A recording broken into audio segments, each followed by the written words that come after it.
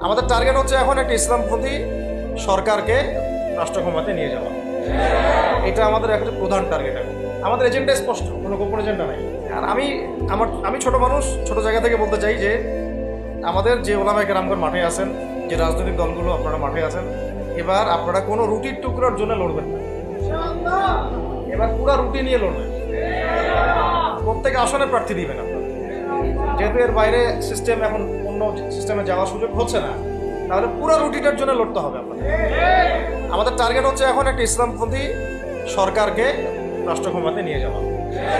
এটা আমাদের একটা প্রধান টার্গেট। এখন আমাদের এজেন্ডা স্পষ্ট, কোনো গোপন এজেন্ডা নাই। আমাদের কি নাই?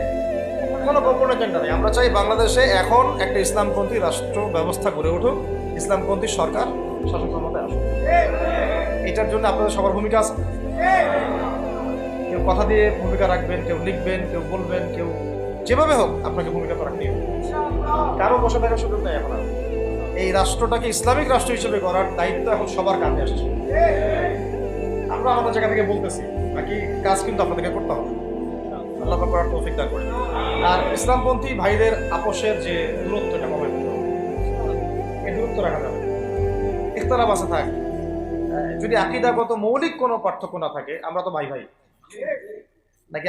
আমাদের চেয়ে কি মানে সেকুলার আমাদের বেশি বড় ভাই? আমাদের চেয়ে কি ওই যে নাস্তিক মুরতাদরা আমাদের বড় ভাই?